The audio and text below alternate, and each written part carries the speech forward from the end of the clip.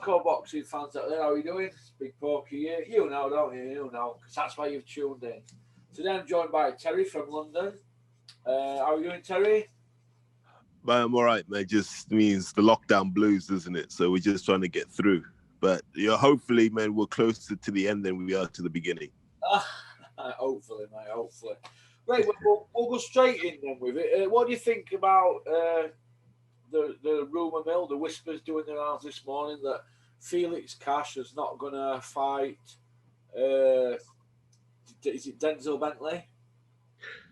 Yeah. So Denzel's a good friend of mine, so we speak regularly enough. In fact, I'm going to give him a call this afternoon. I might see him. I can't see him this afternoon, obviously, because COVID restrictions. But he might flash me the British title from outside of his bedroom window.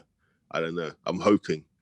But when him and I spoke, I told him the Felix Cash fight would never happen because Hearn wouldn't want to win the purse bid. He doesn't see the value in it because if Hearn's being honest, there's more upside in Denzel Bentley than there is in Felix Cash. So why is Hearn going to pay to make Denzel Bentley a star? And he won't put Felix Cash on Frank's show to get butchered. So I can see those two guys going in different directions. So I can see them trying to set Felix Cash up for the European title, which leave the Commonwealth vacant. And it makes sense for Denzel to try and get the British and the Commonwealth. So I can see that happening further down the line. What about the Felix Cash versus Golovkin whisper that's doing the rounds amongst the chosen few? Well, listen, if you're going to duck the black Golovkin, you may as well go and fight the real Golovkin, right? So I'm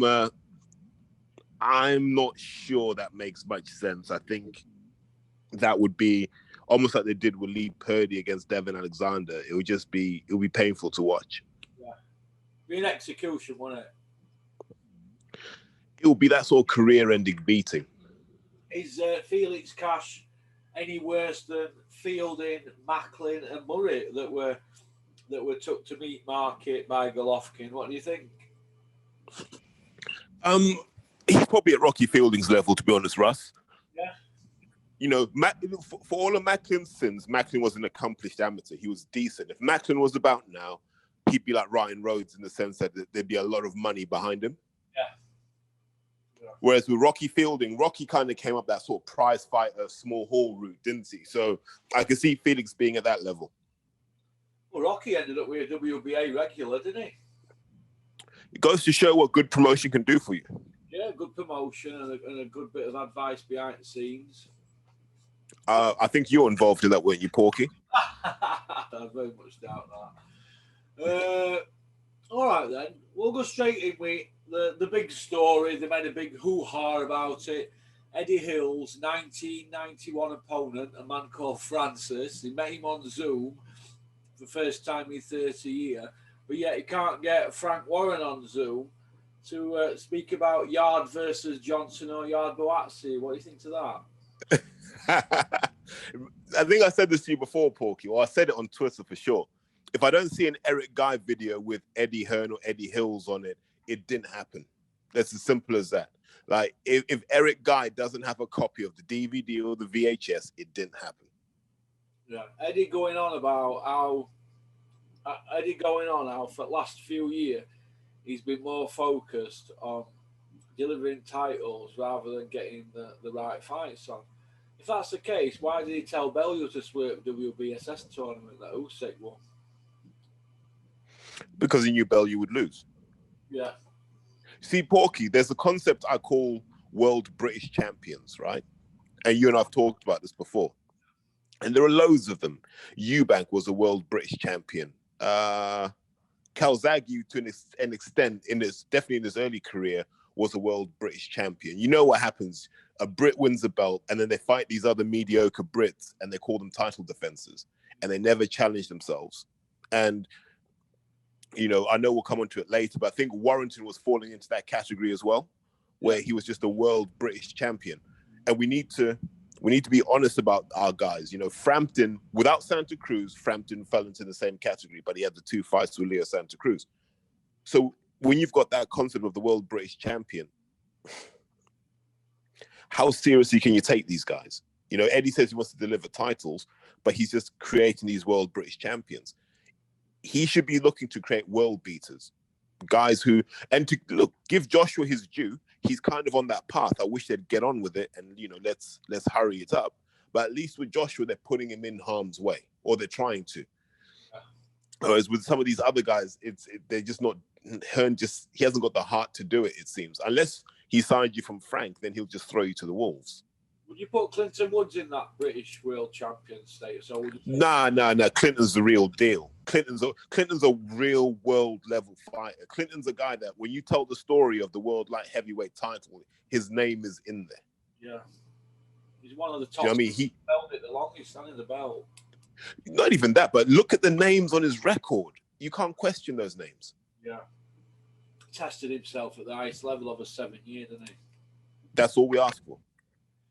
Yeah, I mean, we had Bellew, didn't we, fighting David A twice on pay-per-view, and I mean, Eddie says he's focused mainly on titles, but you throw in Dylan White, he's not fought for an EBU yet or a world. He's on his 6th pay-per-view in next 7 weeks. You look at Pork. He says he's on belts. Kelly and Ben have not fought for a British. Go on. You're falling into the trap of believing anything Eddie Hearn says. Like, this week he'll tell you he's all about delivering titles. Next week he'll tell you he's all about delivering big events. Like, he'll just tell you what he wants to tell you on that given week. Yeah, I just don't hear. You obviously heard that. Well, I know you've heard that Boatsi knocked back Bivol fight, and they've offered it Craig Richards. I mean, what do you think to that? Craig would take it because that's who Craig is. That's the sort of man Craig is. Yeah. He believes in himself, unbelievably so. And he'd only lose on experience. I don't think he'd necessarily lose on power. I don't think he'd lose on ability. He'd just lose on experience. And I'd like to see Craig not take that fight and instead just clean up at British level for a bit. We don't let our fighters mature. It's my frustration. Our guys don't fight enough. They don't get to mature before they get thrown to the wolves. Eddie has no compassion. That's the thing I don't like. He's not like Frank. Frank will give you like 5 or 6 mediocre fights, but those mediocre fights prepare you. I mean, they give you different challenges before you then go and fight the real elite guys. Do you think somebody's going to get hurt, Teddy, with this matchmaking at the moment? Someone got hurt on Saturday, Porky. Yeah, Warrington. Yeah. All right, Dylan White got iced by a 41-year-old, and there were no belts on line. Yeah, we have a rematch on pay-per-view, straight away signed within 72 hours. Bearing in mind White's biggest bottle job in boxing, in my opinion, not yours, mine, and refused a fight with Joshua at Wembley, 90,000 fans, 4 belts. But yet Eddie won't put Harper Jonas rematch on, which Ring Magazine are saying was the female fight of the year. And there's 2 world title fights online there. So how can he come out with he's concentrated mainly in the last 12 months on titles? That can't be true, can it? Even if it were, Porky, we don't have the sort of talent that can hold belts. They may fluke a title win, but we don't have the talent who could hold belts for 5 or 6 defenses. We just don't. Who would you put as a guy who could hold a belt for 5 or 6 defenses against anyone? From Britain? Yeah. Joe seems to have held it together, doesn't he? Since he beat Landy Lee, he's had defenses. Couldn't you say that? No. No. So he beats Andy Lee, and I don't think he's fought anyone of a higher talent level than Andy Lee since. Not even Lemieux. No, Lemieux's not. You can't compare the two. All right. I'm struggling. Maybe Josh Taylor. Yeah. He's got a legit chance. Maybe Tyson Fury. Yeah, but the barrel's pretty empty, Porky. They're the top of the tree, though, Fury and Taylor, aren't they? Yeah, they're pound for pound. They're elite, The problem you have, and then we just come back onto Dillian, because you have this interesting thing, Porky, and you kind of paint yourself into a corner with this as well. I remember he'd always tell me Dillian hadn't fought anyone, and look at his record, it's old men. But then you'd also tell me that Mark Tibbs was a good trainer because of what he had done for Dillian. And I'd always say back to you, but but Dillian's untested by your own definition. Yeah. So how do we know if Mark Tibbs was any good or not? Well, if you look at it like that, we don't. But going from when he was left in a heat by Joshua, and he didn't really win it, you couldn't give him one round in that fight, could you? No, nowhere near. Even the round where he caught him once, that was the first time Joshua had ever been hit in face, wasn't it, in 15 fights. That's why he freaked out. But Dylan still didn't win the round, did he? Nah, nowhere near. I thought, for what he did with Dillian from that position to where Mark Tibbs got him into the position where he was WBC #1, won a British, and I thought that he'd done his job. But I felt that Mark Tibbs were let down when Dillian White refused the Wembley fight with Joshua, because Joshua were there for the taking at the time. I think he'd switched off mentally. I think he thought everything would go in his way, wasn't it? And I think they were bad advice. Yeah, but I think we're saying that from the perspective of we saw what Ruiz did to him. But I think at the April time, if you remember, the argument was Dillian didn't want the rematch clause. He was like, listen, we just do a one and done. But he should have known that's not how the game works. And then the irony is, he had the rematch clause written into his thing with Povetkin. Oh. Yeah, I see where you're coming from. All right, then. Eddie wants action regarding judging in UK. Well, how about you take your shows outside the UK? Because there's no fans, is there? And don't use the British Boxing Board of Control, or that way it puts pressure on Robert Smith to make these judges accountable by either demoting them for bad decisions or retraining them. What do you think? Okay, but what belts would you fight for? Well, he wouldn't be for a British, would it? There'd be no British. Wouldn't be for a British, wouldn't be for a Commonwealth, wouldn't be for a Southern area, wouldn't be for an English, wouldn't be for anything. You wouldn't fight for any belts. Real title belts, wouldn't you? It'd have to be real title belts, wouldn't it? Yeah, but aren't they the belts that piss you off though, Russ? The Intercontinental, the gold, the silver, the bronze. They're the belts that piss you off. So, this is what we're going around in circles, pal, aren't we? We're trying to mend things, and you're trying to. It's like being on a boat and there's water coming in holes, and you're plugging it, and you're running out of hands and fingers and toes, aren't we? You know what? See, here's my take on that situation, Russ. Eddie's basically said to Robert Smith, I'll take the heat. I'll go out there. I'll make noise about the judges so no one comes and asks you any questions. I'll just make all of that noise. Don't worry about it. We carry on as normal. Yeah. Oh. Because so you're not on Twitter, but I said it from about round 10 onwards. When the commentary started to change, it was like Adam Smith had received a message that said, we're going to put Zalfa Barrett over. And it started to change. So for the first 9 rounds of the fight, Macklin had... Did it? Yeah. First 9 rounds, Zalfa had no hope. 10th round, I could see Zalfa coming into it. By the end of the fight, it was almost like Martinez wasn't even there. Yeah. They knew what was happening, didn't they? Yeah, someone got the message that said, we're giving this to Zalfa. Yeah. I mean, you know this fight at weekend, right? David Evanesian. Oh, I like David Evanesian. I think he's a good, solid, seasoned fighter. He's not a 10 in every category, but he's a good 7 in everything. Do you see where I'm coming from? Yeah. I think we could see him getting jobbed if it goes to points this weekend. There's a lot of people in the industry saying that as well. You'll know from the commentary, right? You'll know from the commentary. As soon as you start hearing them talk about the good things that Kelly's done and so forth, you'll know the fix is in. But if I'm David Avanesian, I'm trying to drop Josh Kelly at least twice. Yeah, it's so you basically see Kelly losing. I think the problem you've got with Kelly is I don't think he's been in with someone unbreakable, and Avanesian is unbreakable. Lamont Peterson was a hell of a boxer, right? And was a tough man, and Avanesian dealt with him handily. I think they've waited for Avanesian to get old or to be inactive, and then they think the young, quicker Kelly can jump on him. We'll find out. Yeah, interesting. What do you think about the doing that this morning on social media and forums? Apparently, if this is true, somebody made a complaint to the police regarding the judging.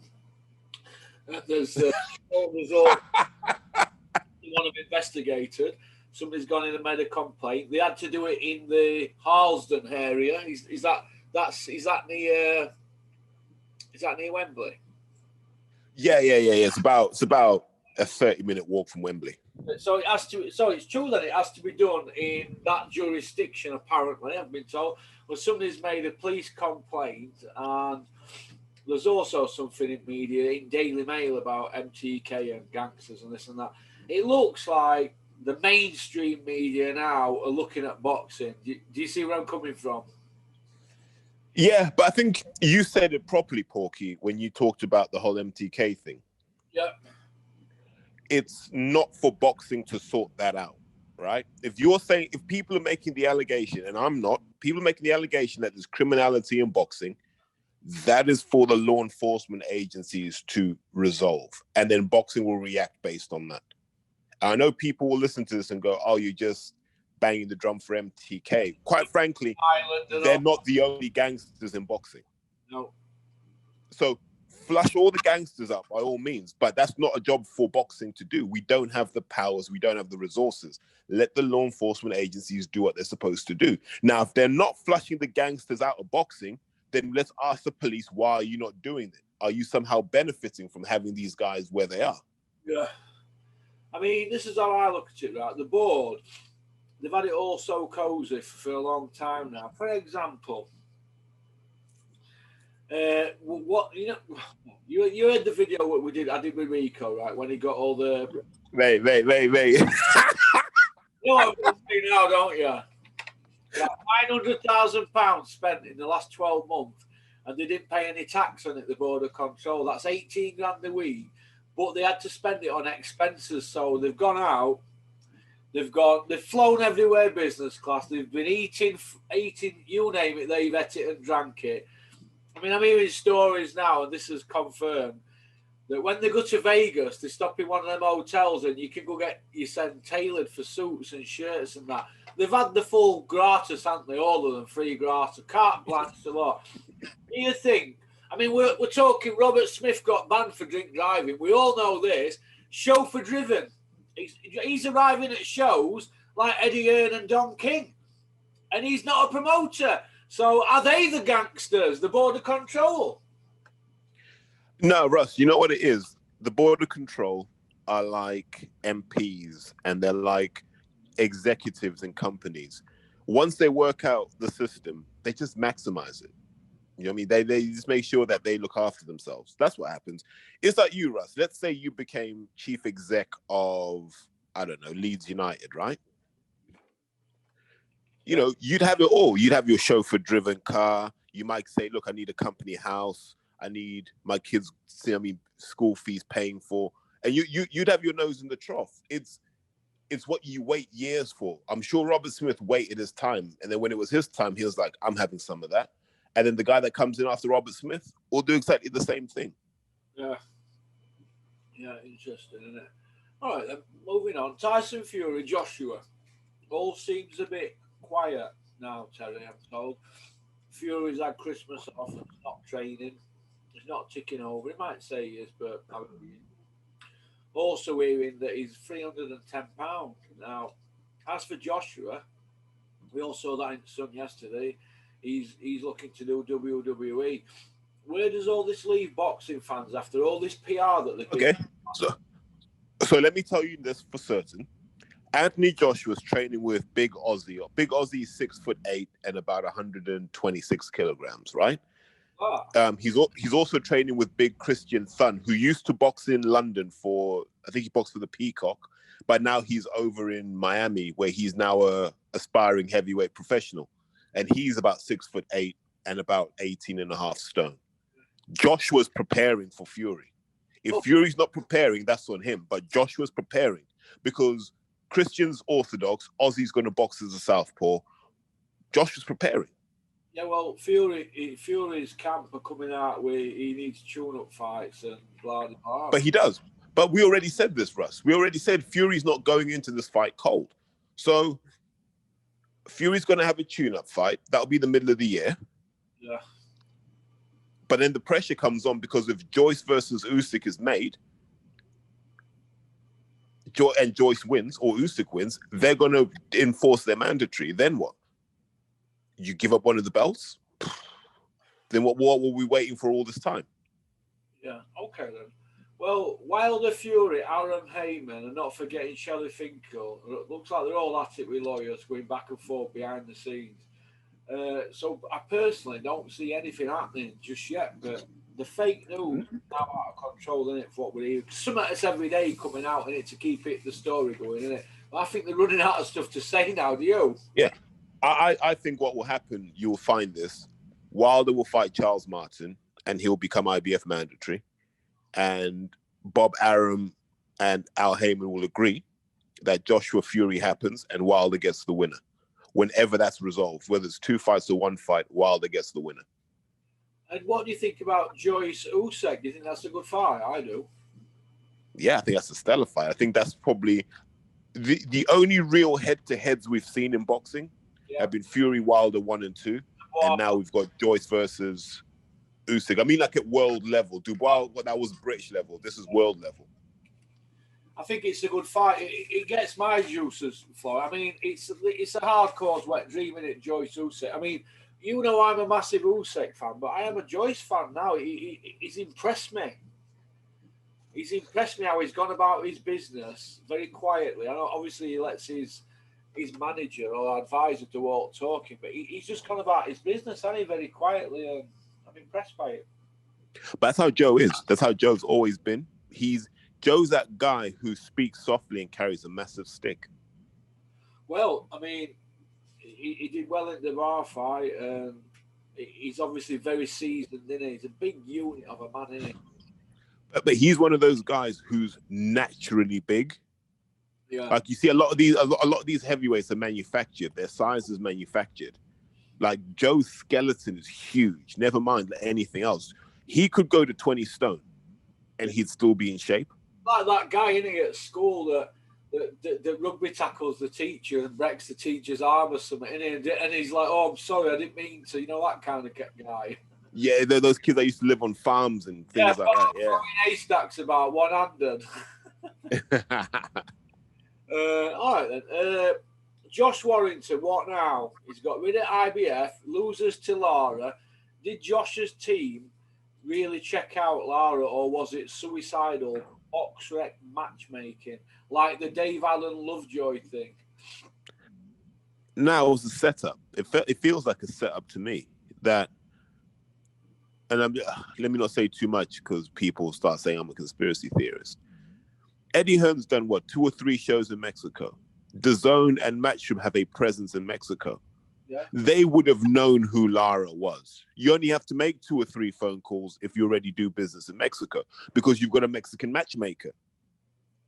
So someone would have told you who Lara was. In that fight, I was worried when Adam Smith said Navarrete said this is the hardest puncher he's ever been in the ring with. And I was like, why would you give someone like that to Warrington on his first fight back? Why wasn't it Ryan Walsh? You know what I mean? Why did you give him someone who would, I mean, you've flown a kid over from Mexico. How much is that business class? That's probably $4.5 grand. You're putting him up.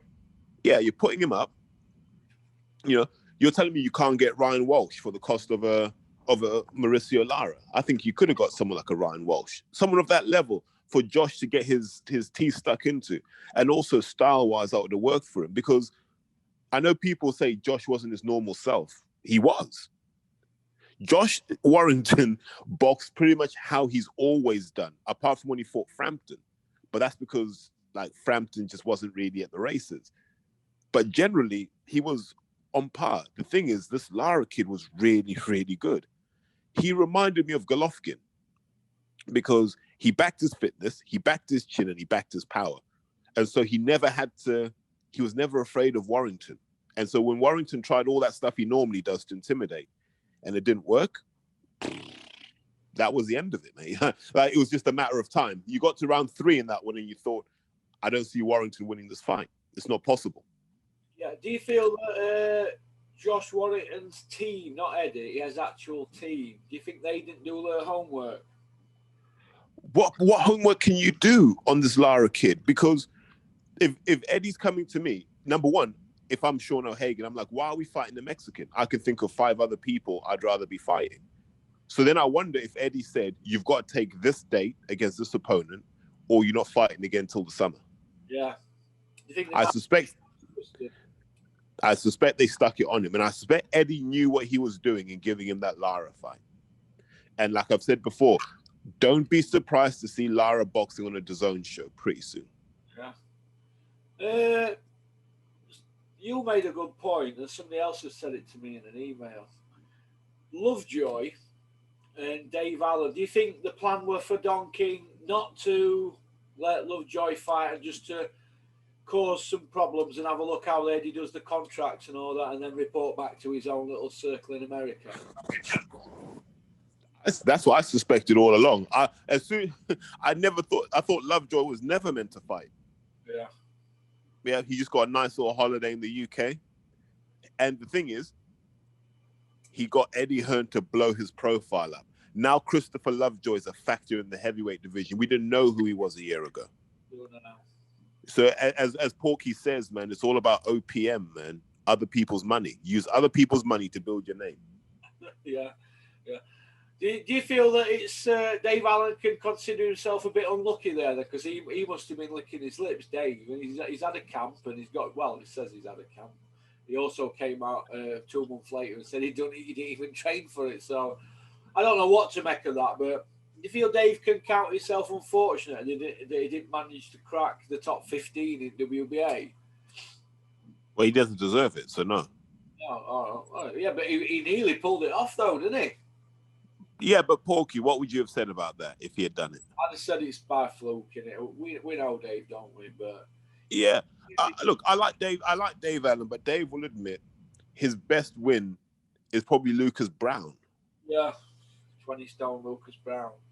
Yeah, and Lucas hasn't been good since Chagayev.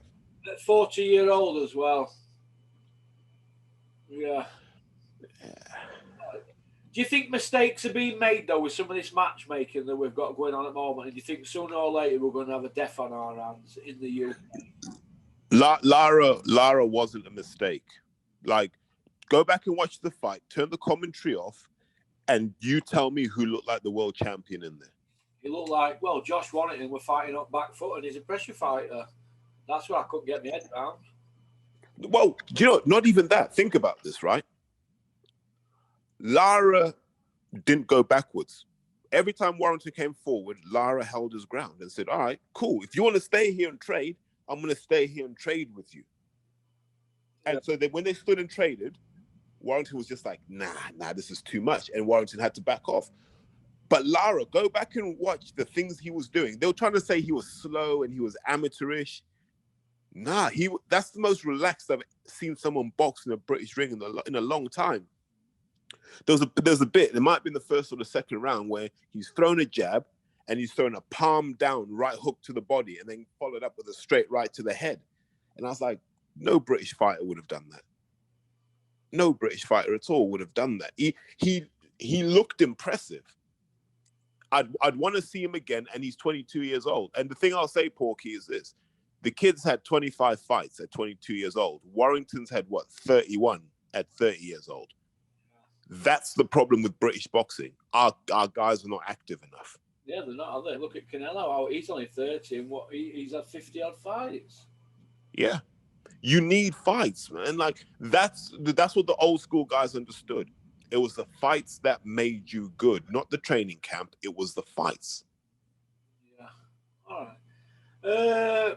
Tony Bellew's been reprimanded off Sky for screaming like a banshee at the side of the Chisora Usyk fight and moving around the ring. And apparently Colwell were told he wasn't screaming Colwell, but he was having his say. And Tony's come out and he said, "Well, you shouldn't expect me to be a ringside and expert analysis guy on fights where they're my friends, but he's like that at every show, isn't he? Really, if it's a matchroom home fight, do you think?" Well, he's right. Like, Sky shouldn't be getting people's mates to be commentating on the fight for a start. This has been a problem for a long time. Do you feel that the punditry were a bit better at weekend with Paul Smith? Because I do. When was Paul Smith on? I only got Macklin and Adam Smith. Oh, I watched Sunday morning highlights because I went part casual for a week, and then after I watched it Sunday morning, I watched it with Paul Smith commentating. So maybe he was doing something else for another company. Maybe it wasn't Sky that I watched. Maybe it was DAZN. I don't know. Well, I think it might have been, but I found it. I thought it was really good, and I've seen the Sky's take on it, and it's like you said, their narrative changed, didn't it? But Paul Smith's didn't. He kept it, on an even keel. I think he's a really good commentator, and I also think Spencer Fearon is a good analysis guy as well for MTK. I think that might be the forte moving forward. What do you think? No, I'm not a fan of Spencer's commentary. It's too much. I don't know, man. It's too jittery for me. Yeah. I like Paul Smith, but I think Paul Smith's problem is sometimes he's a bit too close to it. I think he needs to step back. He needs a couple of years away from all of this before he can be objective. And maybe like when Callum's retired and stuff, and there's no more Smith brothers boxing, then we can have Paul come on. But look, just get it back to the old days, man. Go get guys like Glenn McCrory back, man. Get guys who know how to give the fans what they want. That's what we want. Well, if Glenn McCrory comes back, they're not gonna have him on TV with that Rudolph the Red-Nosed Reindeer nose, are they? So it is what it is. No, it is what it isn't. Johnny Nelson's Starsky and Hutch as mate, Huggy Bear's fur coat job. What did you think to it? I liked it. You liked it? I did as well. I like Outland. Yeah, I thought, okay, Johnny, man, you're letting us know that you got a decent wardrobe. All right, man. Stop showing off. No, Johnny. Jerome Wilson is suing Dave Caldwell for negligence, and I've been told the board as well, and it's all going through apparently. And good. Pretty serious. It's been going on for a long time. What do you think about that? And should fighters sue the promoter managers and the board? Okay, so just for the guys who are listening, Jerome Wilson was a boxer who was managed by Dave Caldwell. I think he was also trained by him. And he fought a friend of mine, Serge Ambomo, at welterweight. Now, I think it was in the 6th round. Serge just basically dropped him. And Serge got a hard time because he showboated a bit after he put him down. And so, obviously at the time, Serge didn't know what happened to Jerome. But I think, did he have like a bleed on the brain as a result of that? And then he was in a coma for a bit. And it's done permanent damage to Jerome Wilson. And so, you look at that and you say, it's an unfortunate circumstance, but you beg questions over how was the match made? How much trust do you put in your trainer? John Pegg, September 2014. John Pegg made the fight, the rematch, but the first one were in May, and that was John Pegg as well. Now, he had a bad knockout the first time, didn't he? They said he couldn't fight for 28 days. Well, he fought. Yeah. Actually, he can't fight for a month after being stopped, but he fought 4 months later from being stopped. But I don't know how it's going to pan out in court. That it could go either way, couldn't it, out like that? Do you think? No, you're right. It was an unfortunate. The board will be covered, surely. It depends on how negligent they were. The insurance company may say they're not going to pay. Yeah. What do you mean insurance company? What do you mean by that? So the board will be covered, right? Against they're indemnified, whether professional indemnity, they're basically indemnified in the same way, Porky, as if you're a personal trainer and you train someone and they broke their leg, you've got an insurance policy to cover you when you get sued. Now, the insurance company may then look at the events and go, well, you didn't do what you were meant to do, so we're not paying out. You guys have to pay for this yourself. And if that happens, then the board is screwed. Yeah. Yeah. So if you were going to take a bet on it, what would you say? What would you say is going to happen with this? I would assume that Jerome would probably lose. Yeah.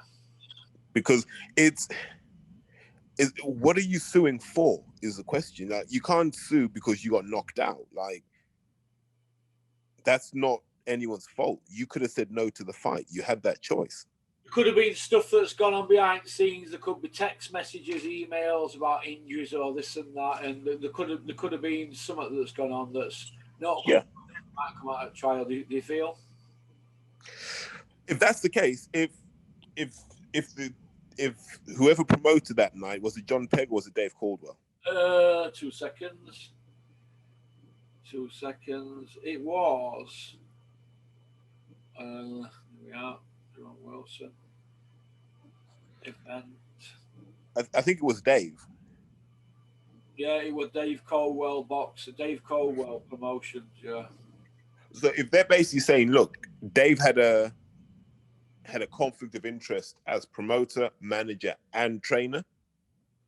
Yeah. And as a result, he should have known that Jerome was in no fit state to take this fight on. Then, yeah, I think Dave could be on shaky ground. I think the board could also be on shaky ground for approving the fight. The point is the first one, sorry. 6 rounds point. The second one were a knockout.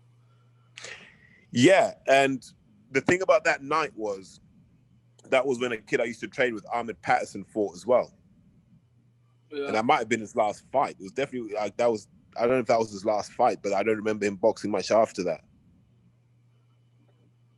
Yeah, it's not good and it's bad for boxing, but you'd have thought that they could have worked it out behind the scenes, couldn't you? I don't know. Well, David trained Jerome from when they were kids. Well, when Jerome was a kid. Yeah. I think what was the story? When Dave and Smedley split, Smedley took Liam and his boys, and Calder kind of took the rest of them. They had 5 fighters each when they split up. Amateurs. Yeah. Yeah, and Jerome Wilson was one of the guys that Calder took, I think. Yeah, and obviously he's ended up with brain damage, and obviously Chris took Liam Cameron and he took him to belts, didn't he? Well, a belt and world ranking. Listen, Chris Smedley, man, top 10 trainer, I mean, currently on planet Earth. He's doing well, Chris. All right, then. Does Billy Joe Saunders fight Canelo in May? I mean, no. It's not done. There's obstacles in the way. What do you think? So I don't imagine there are obstacles. I think if I'm Team Canelo, I'm seeing what Billy Joe's doing publicly, and I'm saying, this is bad PR for us. You know, Billy Joe nailing his colors to the Kinahan mask isn't good for Canelo's brand. That's it again this morning. Billy Joe apparently on internet straight after Daily Mail story. Billy's to put something out as well. He keeps jumping on anything that's said about his pal, which I can understand if it's his pal, innit? But you're killing your career at the same time. Like, Canelo doesn't need Billy Joe. This is the thing. And if it doesn't happen this time in May, it will never happen. You think Billy Joe's in Last Chance Saloon now? He's been in the Last Chance Saloon for about 5 years, Porky. It's 5.5 years since he won title, isn't it? He won title in 2015. So we're getting time on in it now. Here's the cold hard reality, Porky Russ. We've seen the best of Billy Joe. Like, there's no better version that exists or that will ever exist than we've seen already. Yeah. That's just it. Like, whatever he does with the Tibbs family is fantastic, great. We're not going to see a prime Billy Joe Saunders. No, do you think right now? Ship sailed. Yeah, the ship sailed. Yeah. You know what I found sad about watching Billy Joe, one of his fights in the last few years? I watched him fight Charles Adamo at 180 pounds. And I looked and I thought, well, really, you're a 160 fighter and you're getting in, you're weighing in at 180. I mean, and I looked and I thought, well, what? Frank Warren, you could see him side of the ring. You could see Frank, you were like, writing on the wall after that, wasn't it? Yeah, well, right. The writing's been on the wall since like the whole incident with GB, the whole prostitute incident. Yeah. You mean the one at Sheffield when he was in his Rolls Royce? That one? No. When he was an amateur. Oh, when he was an amateur. Well, it's hard not to get involved with him up there because the up Attercliffe, all sauna places, are smack opposite where Olympians train, aren't they? Yeah. Well, listen, there's a few of those guys, man, who've developed a bit of a habit. So, no one asks McCracken about that, do they? No, they're not going to do. But McCracken he doesn't give anything any airtime. Because if he won lottery, he wouldn't say out. You can't get a word out of him at best of time. You could give him an ounce of bet in his drink, and he wouldn't say anything. But the thing with McCracken was he was brought into GB to stop all of that because that's what the last lot were famous for. Yeah. But now you've got weed problems in GB. You've got sexual harassment problems in GB. You got this whole using prostitutes thing in GB. This is all happening. Yeah, I've heard there's a bit of squabbling been going on over there over years between them all. Liam Williams against Andrade. You think it's a good fight? He'll get lit up. Who will get lit up? Liam Williams will get lit up. Andrade, he's one of those really spiteful guys. I just remember the beating he gave Brian Rose. He didn't even have to do that. It was awful, that one he did to Brian Rose. I mean, who put Brian Rose in with Andrade? That Eddie? Yeah. Easy, like a Lee Purdy job, wasn't it? Or Gavin Rees-Broner. I was savage. Smith Ward, we could reel them off all day. Dave Allen Ortiz. Guys sent out to the market. It's a meat market, aren't they? Donny Meat Market. But oh, man. Andrade to knock out Williams. I think you could stop him, yeah. All right. What about the British Boxing Board of Control circular they've called for Anthony Tomlinson against Crocker? Is it the Irish kid at British Eliminator at welterweight? What do you think to that fight? Anthony Tomlinson doesn't fight anybody. Usually when his name's mentioned on anything, he's on social media. The silence for the last 5 days has been deafening. What do you think? How's Anthony Tomlinson signed with Dennis Hobson? Now he's left Steffi. Or what's happening? We're not hearing anything from young Anthony. Undefeated, 12-0. What's happening? He's got a chance to win an eliminator here, but the silence. That's all we're hearing. Yeah, I have no idea what's happening with that. So, all right. Well, Callum Smith. Rumour is he could be moving up to 175. Is it a good move? Beefy Smith, Marcus Morrison. What's happening with that stable? What is Eddie doing for him? He seems to have gone into stalemate, doesn't it? It's like I said, Porks. They're too expensive to put on shows. Yeah, they're not top tier like Fury Joshua, but they're not journeymen that are active. They're like that, aren't they? Yeah, I think that's the challenge. Did you hear Nick Manners' story on IFL regarding Paul Sykes, the heavyweight boxer? No. Yeah, he knocked him out in dressing room before a fight years ago. Jason Barker, my pal, were there. But when I was in prison, Paul Sykes was like the scariest man in jail. He were a proper scary man, but people keep going on about Paul Sykes, the legend. I just want to go over a few things here. And Nick Manners touched it on his IFL interview. Paul Sykes was 6'4" heavyweight boxer who was a bully, debt collector, but also a nonce. He used to rape young lads in prison, knock them out and rape them. He made Purple-Aki look like Mary Poppins. Now, for all these people, I saw all them comments, they're all going on about Paul Sykes being this and that. Well, they don't know him like other people know him. And he is a nonce. And I just want to put that out there. And I think it's a shame that Lenny McLean didn't punch his head in because the fight never happened. He got locked up, Sykes. But I'm glad Nick Manners knocked him out. I'm glad he knocked him out because people like that, they make the prison system what it is today. But he was on a special. Why did he knock him out? Well, you'd have to watch it on IFL. It left up. He came in dressing and we'd had a few drinks and he knocked him out and he actually fought Nick Denzel Brown, from Leeds. But when I was in all, he ran a special unit, and he were basically in a cell on his own, and the screws, when they took him down for his dinner, 8 screws had taken him down for his dinner. When he was in Armley, he picked the smallest dumbbell up, and I've been in Armley prison as well. When he was in Armley, he picked the smallest dumbbell up in the gym, and he knocked 3 gym screws out with it, and then proceeded to wade through all the prison screws. So the guy obviously was a psychopath, but you've got that psychopath, heavyweight boxer, knocking people out, dragging him into cells and raping them. So when Nick Manners told that story on IFL the other day, I were impressed by him, and he's my pal, Nick. So Nick Manners, I know you're listening. Well done, mate. And you've not to be frightened of him, mate. He's a big shit house, but he's died anyway now, so we shouldn't speak ill at dead, should we? But somebody like that, mate, I think.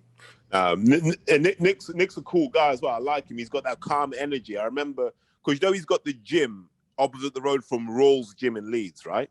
Yeah. Yeah, and he basically, I was going to go and train at his gym, and then I realized he makes all the kids run up and down the hills. I was like, nah, man, forget that. I mean, I just come to skip and hit the bag. And I just saw these kids carrying each other on their backs, running up and down the hills. I was like, nah, these kids are built differently. Old school, isn't he? Yeah, really good guy. Cool guy. Got a lot of time for him. White Povetkin, who wins, Terry? Rematch. I don't know, man. You want to say Dillian because he was winning the fight before, but Povetkin comes on strong in the second half of a fight. So is it about Povetkin staying in there long enough for Dillian to get tired? And then will that left hand still have the same power that it had? I don't know. This is one of those, and it shouldn't be a pick 'em fight because one guy's 40 something, but it feels like a pick 'em fight to me. Yeah, it does to me. Fitzy against Fowler rematch, another recycled Eddie project. What do you think to that? Well, Fitzgerald's kind of since he won that fight, his life's just gone pear-shaped, hasn't it? Whereas Fowler seems to have flown pretty straight, and Fowler's growing on me. With every day, Fowler grows on me because he's just the guy that wants to box. There's no drama with him; he just wants to box. Yeah, Fitzy were up for 6 days after he beat Fowler. I never got mate, and the rest of it. Remember when he came down to London last year? He came down to London thinking this would be a good place for him to come down and train, and he couldn't even hack it down here, so he went straight back up north and got arrested. Yeah.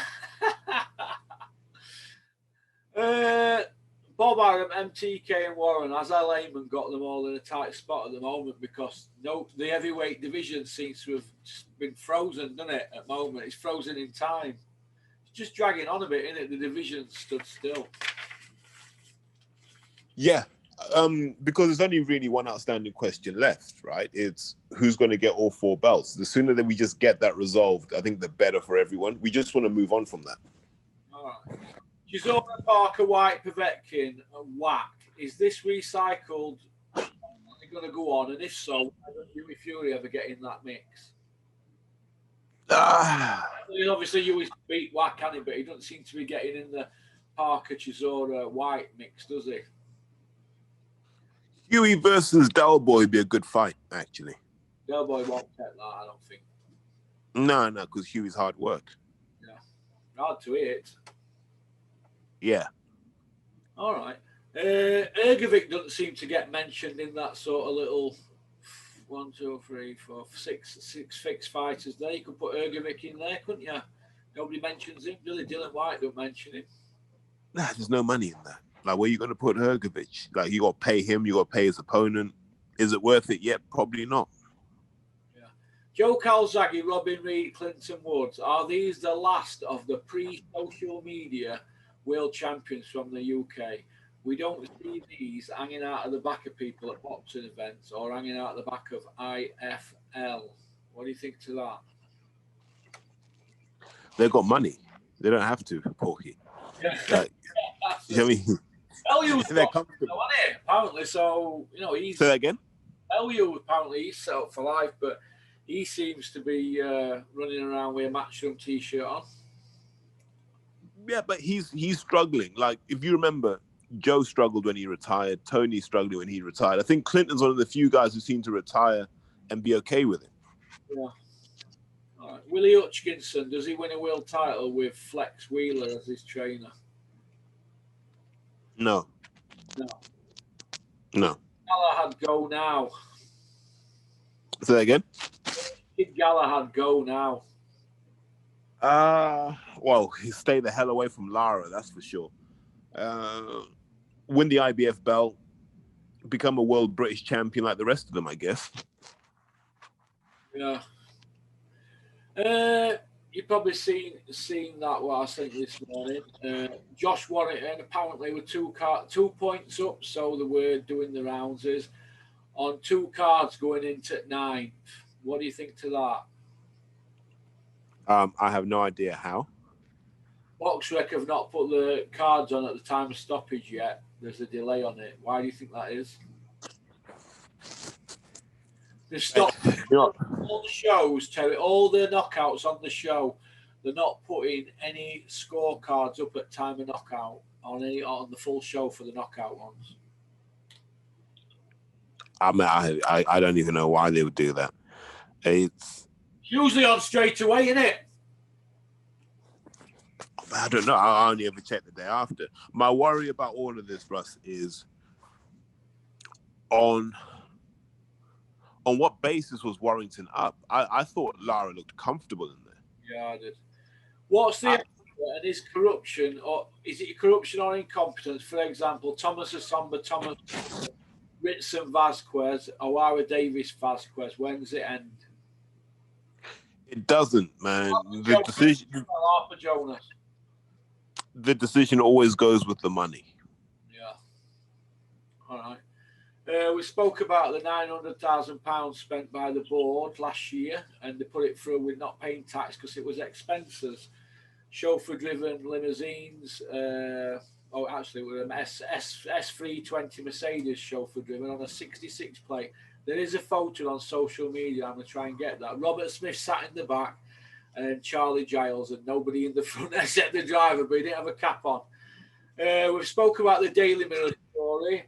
Is boxing in a tight spot now? Doping, judging, border control, WBA with all the belts and the other sanctioning bodies that are a mess. The MTK rumours and pay-per-view 40 quid, and now everybody's saying that the EIS could be having funding problems now. Do you feel that the government don't care about boxing, they're just leaving it as a cesspit to just bubble away and burn outside at pan? What do you think? Boxing's not big enough to be of social importance, so it's not worth the hassle. And think about it, if you discover stuff, then you're just going to have to explain it, and it's not worth it, man. It's a headache they don't need. Yeah. All right. Logan Paul, Jake Paul, and all these other YouTubers. And now we've got Thor and Eddie Hall going viral every single day, 500,000 plus views. Every single day they put out how. Is it now becoming a joke? These people just coming into boxing and doing what they want.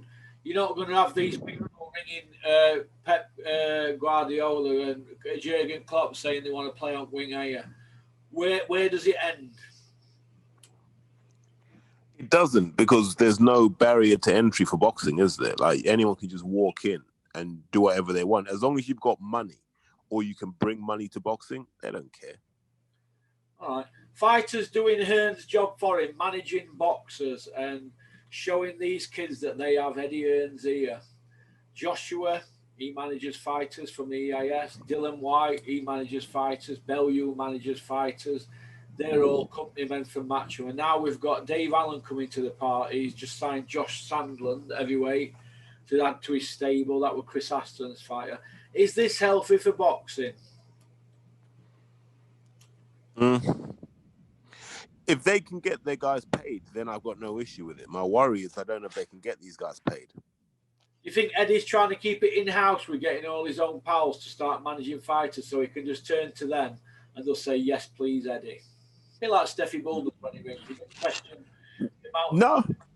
I don't think so. I think let's say I were to get 2 Olympic gold medalists, Porky, and I managed them. I don't think Eddie would care that he had to deal with me. I don't think he cares.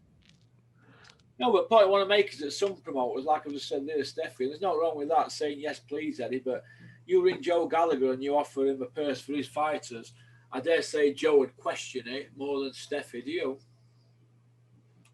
Or Dave Allen. Is Dave Allen going to start questioning what purse money his fighters are offered when he were fighting Ortiz for $9,500? I hope so. I can't say he would, but that's his job, right? But in fact, it's not even his job. Like, if you manage me, it's my job to put the pressure on you to do your job. Yeah.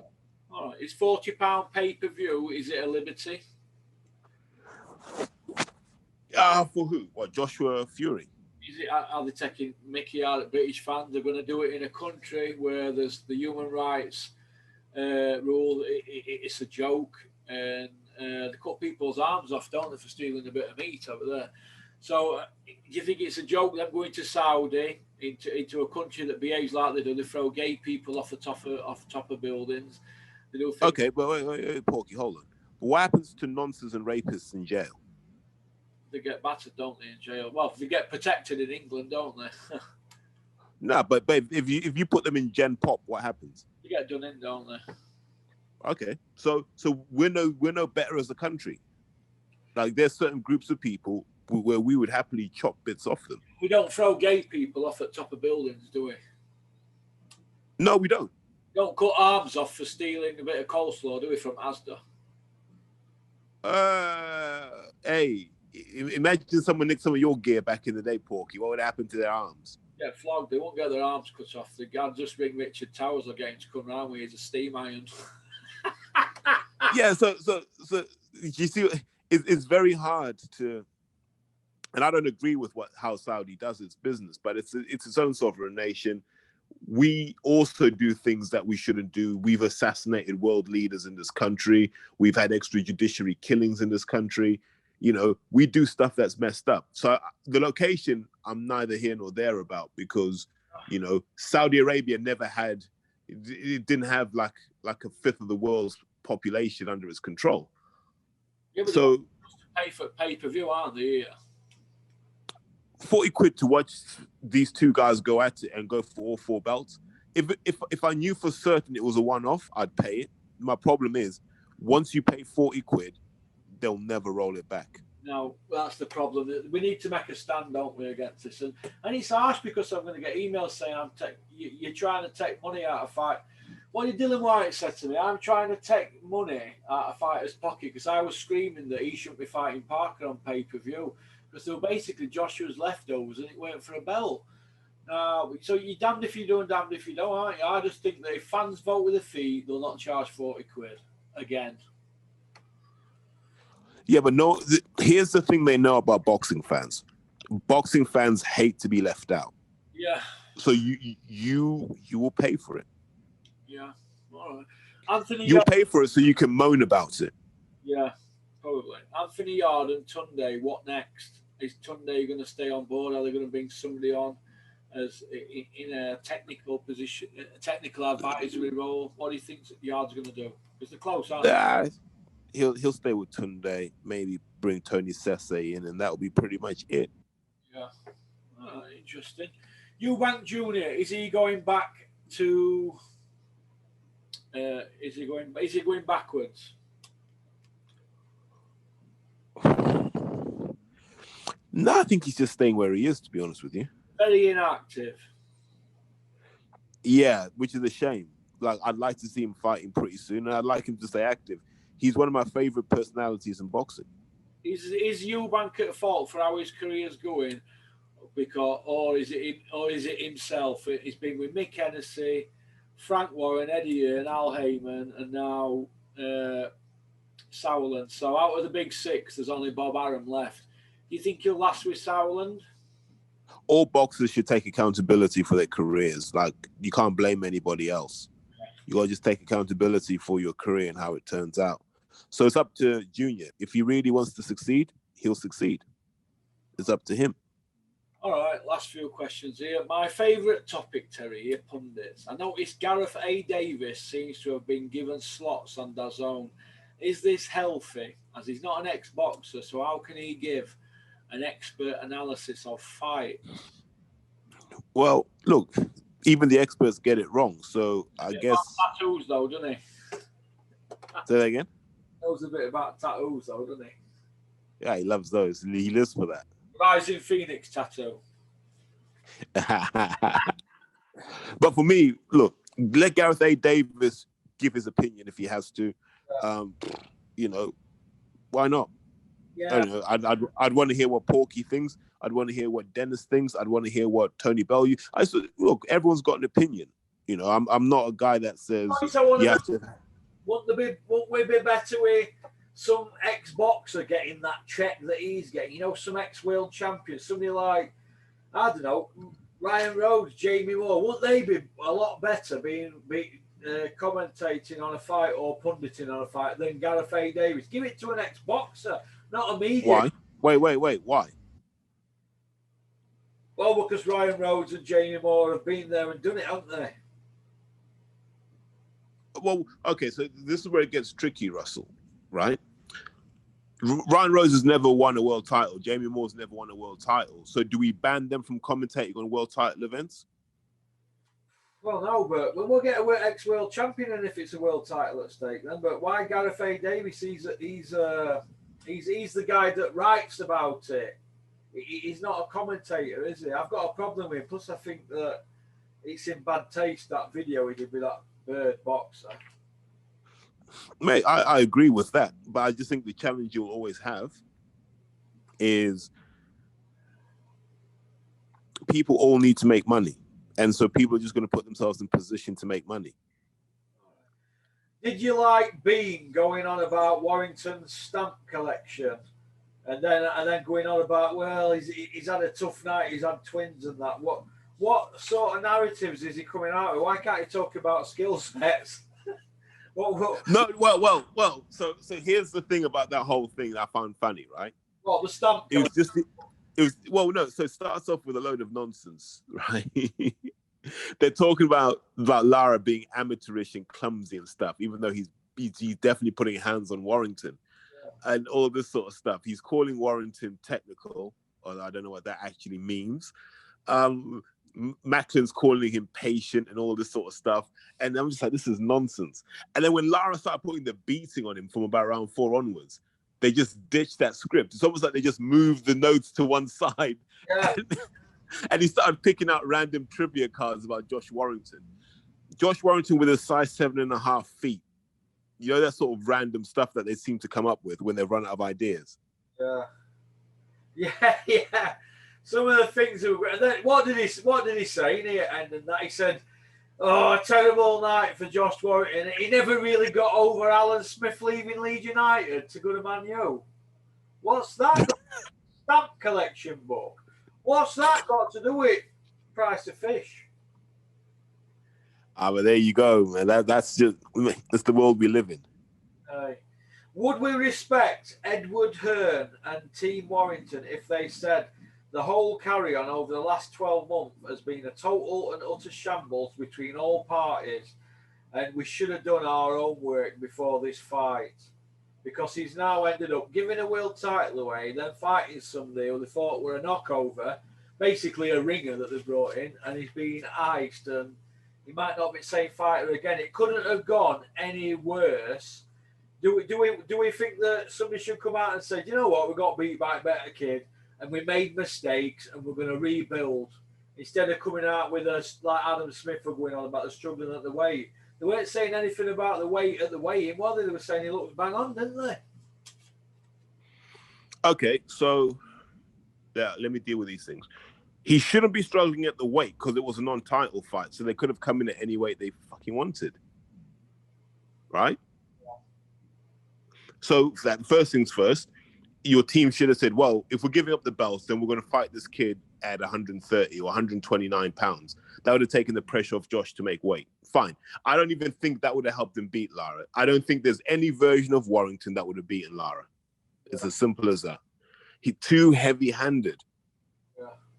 That's what got Warrington. Now, if you go back through Warrington's good wins, Frampton was gun shy in that fight. Frampton almost wanted to counter Warrington, but it's not. You can't counter Josh Warrington. He throws too many shots.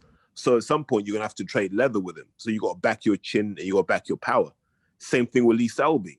Lee Selby got drawn into trading with him, right? These guys all get drawn into trading with him. Galahad kind of did, and then just thought, I'm gonna stick and move, and then that didn't work. But Lara was the guy who said, no. If you want to box at range, I've got longer arms than you. We'll do that. If you want to trade up close, I'm Mexican. This is what we do. Yeah. Do you feel that Josh Warrington overachieved?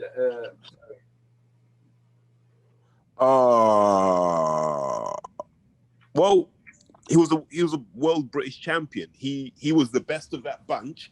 But then you've got to question what version of Frampton he had and what version of Selby he had. Those guys had probably seen better days by that point already. Yeah. All right. What next for Callum Johnson? He looks like he's parked up there. Craig Richards, Joshua Boise, one of those two. Maybe Bivol. Why not? Do you think Earn's out of order offering Johnson half the amount of money that he offered him 9 months earlier for Boise? But yet Boatsi's purse was still going to stay the same. Do you think that's fair? Hey, Boatsi's got that muscle behind him, man. That 25-8 management, pretty powerful. So hard to stiff him on the money. What card were they going to do it on? Were they going to do it on the Joshua card? I don't know. I don't know what card it was, but that's what I heard it was going to be an headline job, a normal non-pay-per-view headline. But they offered him 80 grand, and they reduced it to 40 apparently. Yeah, well, 40 grand to give up your name like that, I think is out of order. All right. Do you feel that... Sorry, how do you feel that going back to the Warrington thing, so I've still got a bee in my bonnet about it. The purse bid's 50 grand. The powers that be must have known that Josh Warrington's team would not take 37 grand to fight Galahad. Do you think they'd have been better off saying, yeah, we'll take that and calling the bluff? Because do you think Galahad had fought him for 12 grand knowing he lost to him before? You think Josh better rolling dice and say, yeah, come on, and let's get out there? So who won that bid? The original bid, Al Heyman won it, didn't he? Al Heyman bid 50 grand for Warrington Galahad. Nobody else bid. Now, he's then vacated. So the Galahad Jazza Dickens bid was 202,500. That was won by MTK. Wait, stop.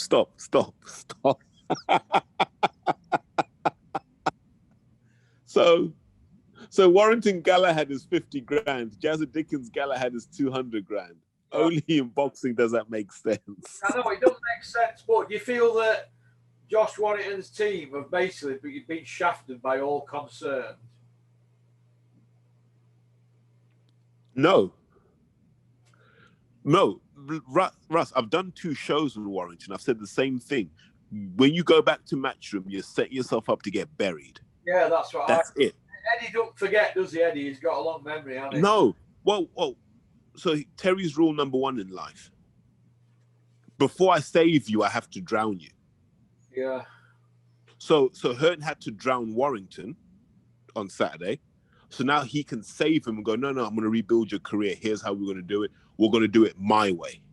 Yeah. I think that's where we're at right now.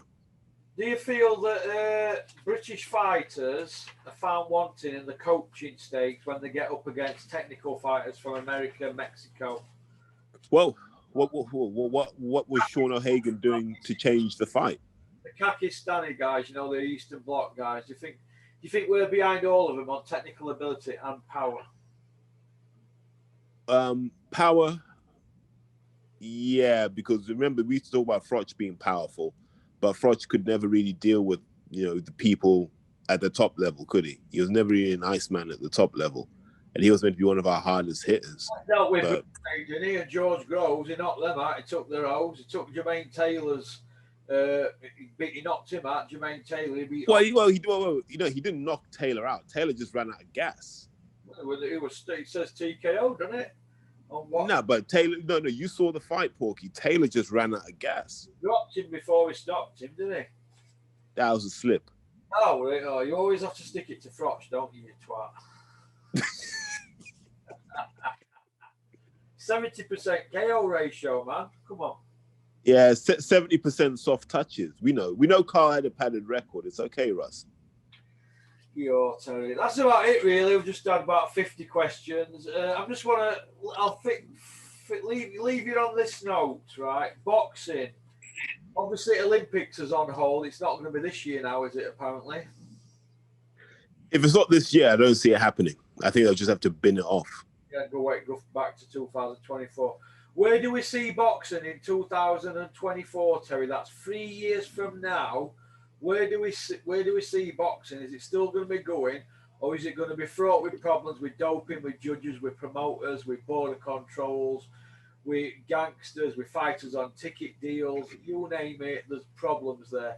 Does the government need to step in now to save the sport that we love, or are the fans going to be continually abused and lied to and manipulated by these people and social media, especially these people running social media? What's going to happen 3 years from now? I think we'll be back to where we were in 2013, Russ, where you had guys like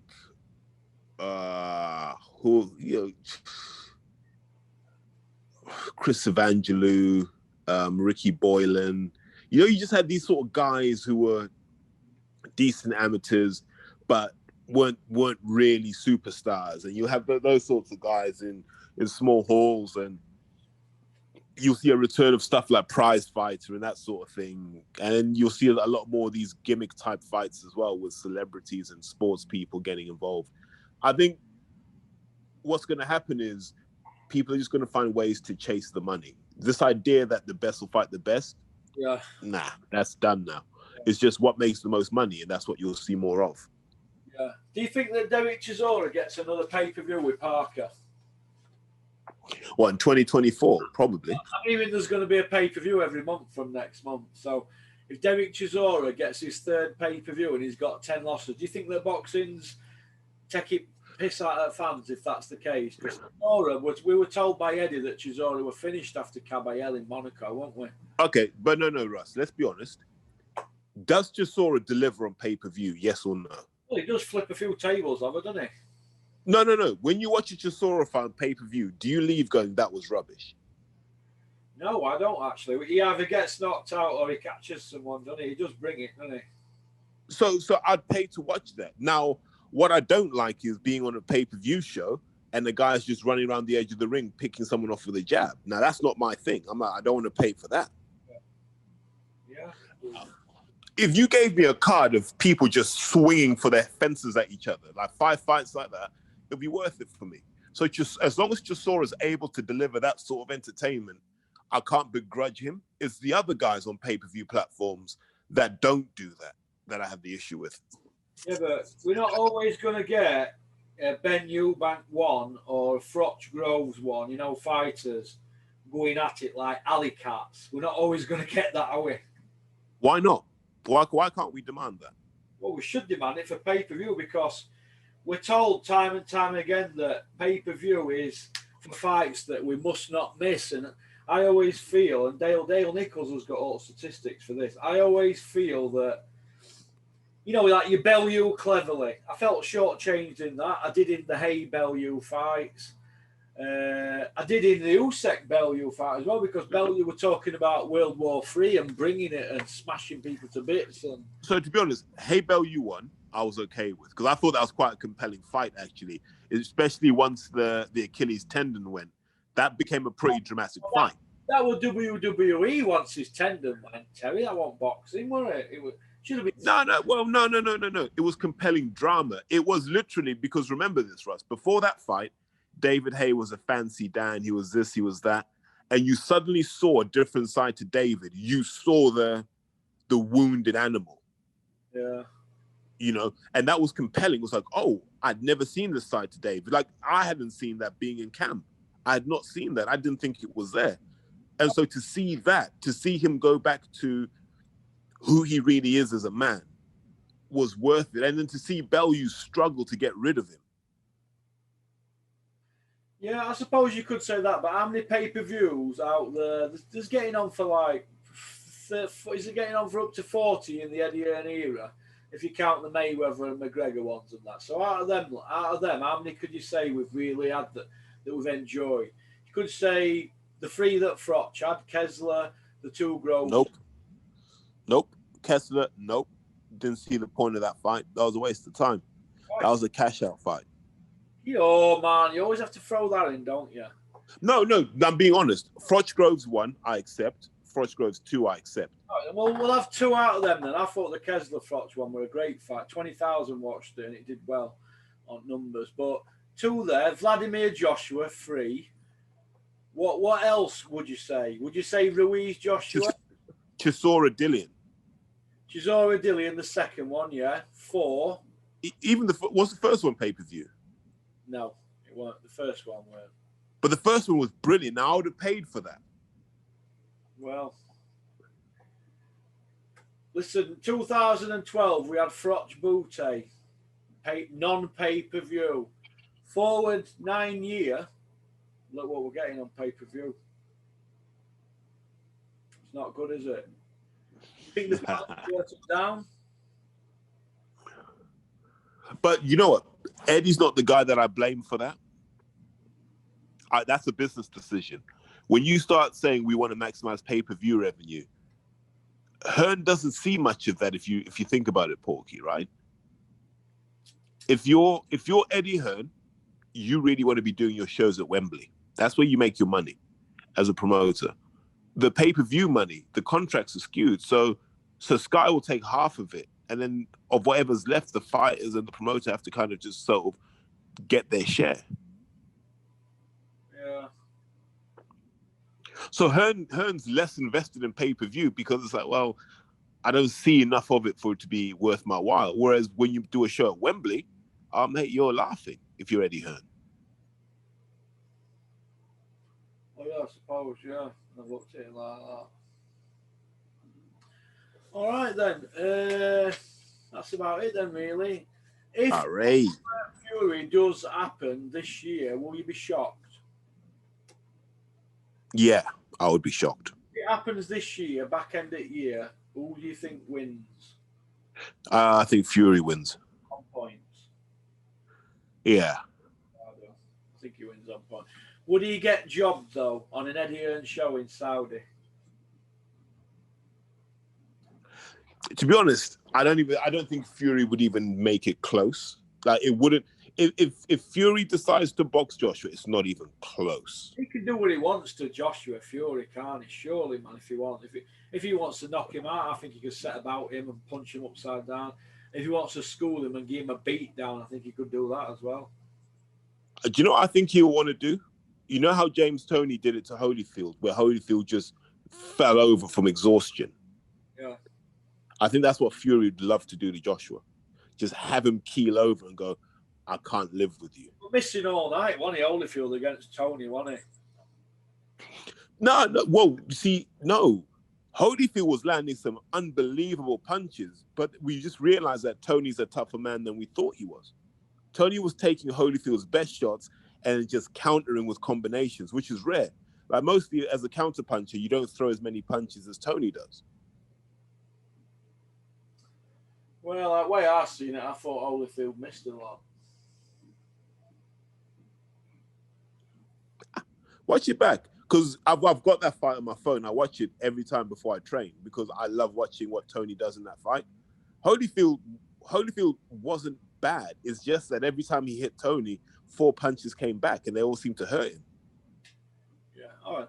Let's finish off then on the Eddie Hearn saga. Eddie's now been exposed as not a 4-0 ex-amateur star, free by way of. He's been exposed as he's not even a 2-0, is it? Because you don't get your hand raised, do you, on a move round?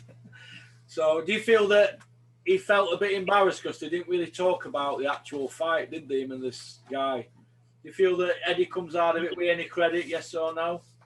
Can't talk about a fight you never had. Are you surprised that Eric Guy hasn't got any footage of it? Although he has come out and said there were 2 move-arounds, but they want 4 fights. Are you surprised? Who said that? Eric Guy. Nah, listen, man. They just asked Eric for a favor, man. They know Eric's a bit hard on his luck at the moment. They hook him up with some tickets. Here's what I'll tell you for absolute certain. I mean, even a photograph of Eddie in his shorts, in his Billy Ricky shorts. You know what? Eddie having an amateur bout, there'd be one photo, surely, wouldn't there? Even just for the family. Of him. There's photos of matchroom officers of Eddie from being a young kid. There's not one of him in his Billy Ricky shorts. Yeah, so it's all the thing is Eddie said it, right? And he probably just said it thinking people would forget. And now he's almost realized that he's got to live this line now. So they're starting to build a whole story around it. But like I said, if Eric Guy doesn't have the video footage, it didn't happen. Do you think that we might get a story now about somebody coming out and saying that they were an opening bat and Eddie was steaming in like Bob Willis at Essex under-19s, bowling around his ear holes? Do you think that we're going to have a story now where they're going to get test batsman or something on by a bell and he's going to hold him with a Yorker? Well, no. So Eddie Hearn being a county cricketer, I can kind of believe that. That's what I'm willing to believe, because there's a picture of it, isn't there? Of like the Essex County team, and he's in there. No, there's a picture. Eddie said it were under-19s, so there's a picture of under-16s, and he's on end with a tray of drinks. He looks like he was 12th man. But if you look in the background, there's a big board that side at boundary, and it says Matchroom on it, Matchroom Sport. So his dad sponsored Essex at Chelmsford, and Eddie probably got a game as 12th man or something and brought drinks on. He said it were under-19s and the photos under-16s or something. I don't know what to make of it all, mate. I mean, once you tell a lie, you've got to tell another, aren't you, like that lot? But that's the problem with lying, man. Like, they just multiply. There's no footage of him. You'd have thought Barry Hearn, a production company since 1980, so you'd have thought Little Edward would be able to see videos of him playing county cricket and boxing as an elite amateur 4-0, 3 by way of. There's none of it. But yeah, this guy's got production teams around him. His only son, you're going to have Little Edward, the sports star. Of course he's going to be on film playing cricket and tearing in like Bob Willis to the crease. You know what I mean? Off a 55-metre Michael Holding run-up, whispering death. Do you know what I mean? There's none of that, is there?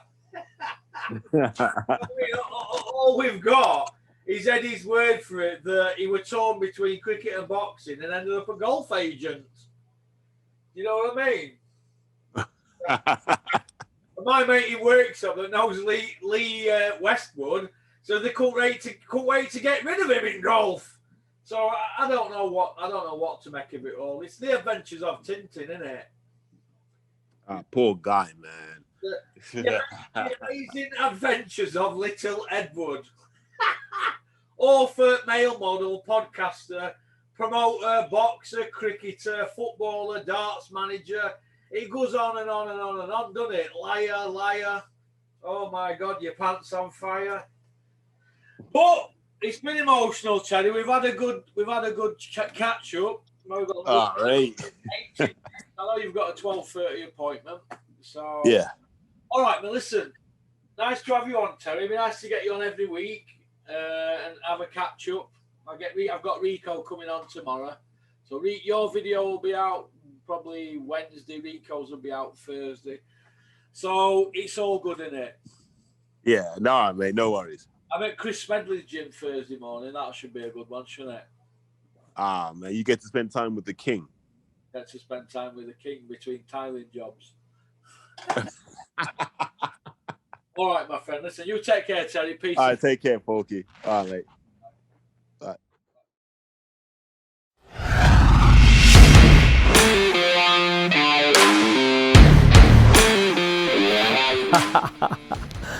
You like that one, didn't you? Right, first of all, I just want to say thank you very much for liking and subscribing. It means a lot to me because we're on this journey together, aren't we? So anybody got any ideas for the channel, fire them over to me, porkycorner@mail.com. All right. Shout out to Innovation Alloys and South Yorkshire Packaging. All right. Don't forget to subscribe. Keep on trucking.